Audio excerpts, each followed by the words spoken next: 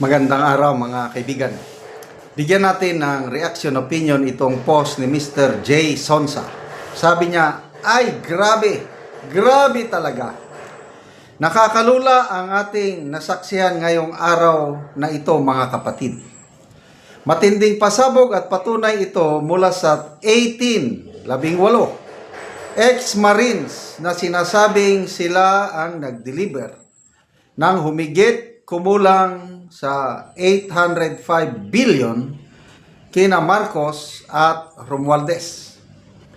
Ayon din sa kanilang pahayag, sila rin ang napag-utusan na magpapalit ng US 2 million US dollars upang gamitin ng mga ICC investigators, at ito ay kanilang inihatid kay dating Senator Antonio Trillanes IV. Ang dami pa nilang kwento kaugnay sa iba't ibang deliveries ng bilyones sa atas ng kanilang dating pinaglingkuran bilang security forces ni Representative Saldico. Yan. So, talagang nakakalula ang mga pasabog na ito. Very brave sila. Halos lahat naka-open ang muka.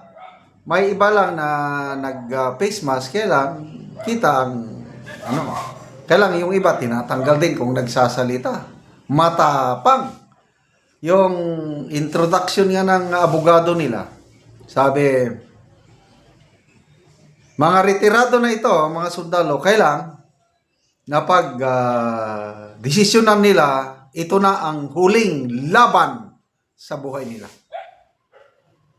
Para ilahad ang katotohanan, para matigil na ang korupsyon.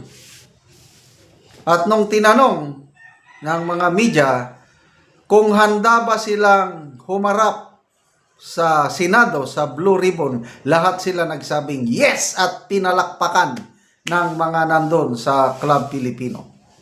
Handa silang humarap kagaya ng pagharap ni Orly Gutesa. Tinanong, nasaan na si Orly Gutesa? Wala daw silang alam. Ang sabi ng abogado is, nabalita lang nila na baka daw nasa ibang bansa.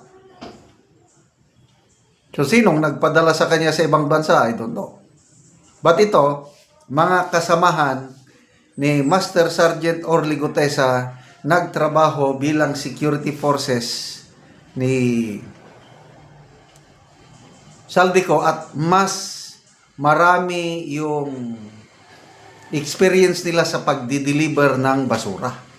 Kasi in-explain ng abogado, si Sergeant Orly Gutesa, although nagtrabaho siya kay Saldico, ang talagang assignment niya is nasa media operator daw. Wala siya masyado dyan sa delivery ng basura. Kaya lang, may panahon daw na nagkulang ang tao sa pag-deliver ng basura. Kaya na-pull out si Orly Gutesa sa kanyang main work na media operator. Kaya naka-experience siya na mag-deliver. Itong 18 Marines na ito, mula daw 2022, September, hanggang 2025, nung bago pumutok yung flood control, yan na yung trabaho nila. Kaya nga, mayroong mga 2 o 3 yung nagsalita na nag-deliver sila ng pera mismo sa bahay o tinitirhan ni Pangulong Marcos. May binanggit nilang address, 41 Forbes. Basta, nung tinanong ng media kung nakapag-deliver ba ng maleta o basura sa Pangulo, sabi niya, yes. Nandun sa kanilang affidavit. At pati nga daw sa Ilocos Norte, Pawa yatang nabanggit. Yes, nakapag-deliver sila. Grabe. Tapos, karamihan, then of course, Saldico, Martin Romualdez, meron pang Comelec, may mga kongresista, at yun, pinirmahan nila ang kanilang affidavit. Siguro naman, Hindi na ito matulad kay Orly Gutesa na peke daw yung perma ng notary public. Kasi yung mismong abogado nila na humarap, o siya na yung nagperma sa kanilang ano. So to me, matindi ito. Tinanong nga sila, bakit nila ginawa yun? Hindi daw nila makonsensya na feeling nila parang napakasama nilang mga ama na sila alam nangyayari sa kurakot, korupsyon, wala silang ginagawa. Ayaw nilang magpatuloy yung ganong gawain matinding korupsyon dahil tingin nila masama silang ama. At ito na nga yung last fight of their life. Ito, mga Marines, grabing mga pinagdaan ng giyera ng mga Marines. Sila yung pambato ng AP. The Fighting Gas Unit in the Armed Forces Marines. At saludo ako sa tapang nila. So ngayon, dahil handa silang humarap sa Senado, ano na ngayon? Senator Ping Lacson. Ano sa tingin nyo? Papatawag ba sila ni Senator Lacson o baliwalain? Kasi itong latest na lumabas na pasabog, yung mga text messages between the President and dating Yusek Bersamin, wala, ayaw talagang patawag ni Lacson eh. Hersi daw. O ito, 18 with sworn affidavits, with detailed deliveries. Hindi lang, noon isa kasi Gutesa, surprise witness pa.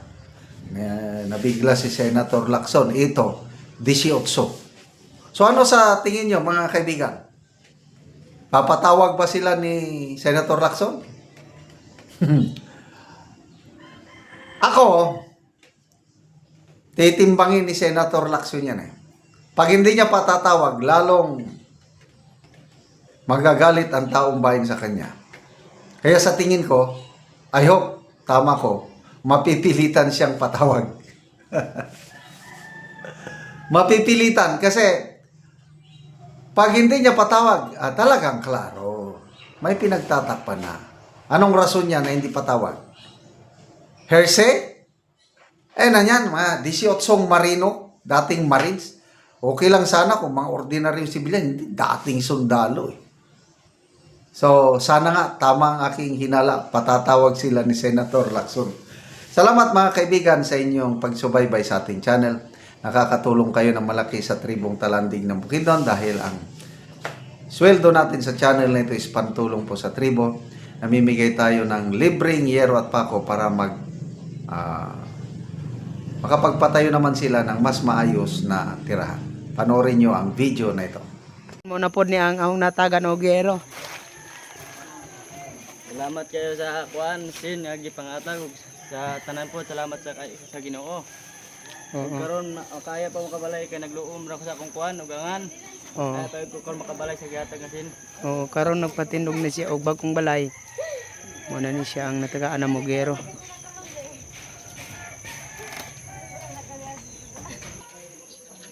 Pasalamat tayo karon sa kuan nagtabang ng yero kay kung wala ng yero di ko makabalay. O usa pa pasalamat sa kuan ning video karon sa mga viewer namo dia karon. Ta suportahan ninyo. Makasalapi siya ni.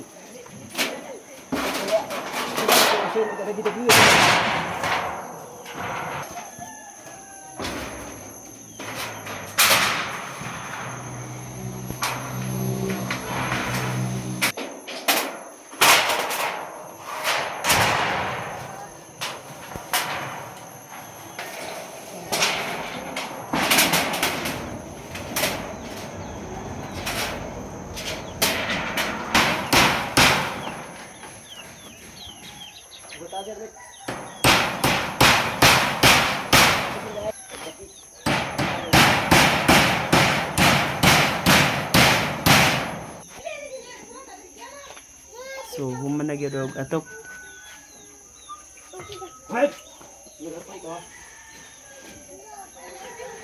Nindot na gyud nga tan-awon. Og salamat kay nakabalay na ako karon. Salamat po sa video. Og salamat sa video og salamat sa nag-sponsor aning Yero. Salamat.